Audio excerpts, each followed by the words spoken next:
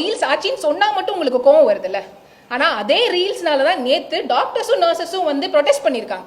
வந்து ரீல்ஸ் எடுக்கிறதுனால எங்களால எங்க வேலையை சரியா பார்க்க முடியல, தயவு செஞ்சு இந்த ரீல்ஸ் கலாச்சாரத்தை நிப்பாட்டுங்க அப்படின்றான். தாவேக நிர்வாகிகள் தொடர்ச்சியாக ஹாஸ்பிட்டல்ஸ், ஸ்கூல்ஸ் எல்லா இடத்துலயும் போய் வந்து இன்ஸ்பெக்ஷன்ற பேர்ல கவர்மெண்ட் பொசிஷன்ல இல்லாத நிர்வாகிகள். உங்கள்கிட்ட ஒரு விஷயம் சொல்றேன். நம்ம எம்எல்ஏவையும் அமைச்சர் எதுக்காக தேர்ந்தெடுத்திருக்கிறோம்னா நம்மளுக்கு நல்லது செய்யணும் அப்படின்றதுக்காக தான் தேர்ந்தெடுத்துருவோம். அவங்க கரெக்டான முறையில் அதை தான் செய்கிறாங்க. மக்களுக்கு கரெக்டான முறையில் மருத்துவம் கிடைக்குதா, டாக்டர் கரெக்டாக டைமுக்கு தகுந்த மாதிரி போகிறாங்களா, நோயாளிகளை கரெக்டாக பார்த்துக்கிறாங்களா அப்படின்றதுக்காக தான் ஹாஸ்பிட்டலுக்கு இன்ஸ்பெக்ஷனுக்காக போகிறாங்க.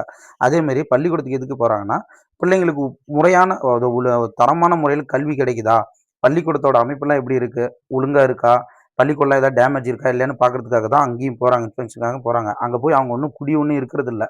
ஓகேவா? இந்த ஒரு அரை மணி நேரம் 1 மணி நேரத்தில் ஒன்றும் அவங்களுக்கு எந்த தொந்தரவும் ஏற்பட போகிறதில்ல. அதை அவங்க நல்லது செய்யணும்னு நினைக்கிறப்ப நீங்கள் ஏன் இப்படி தேவையில்லாமல் இப்படி வன்மத்தை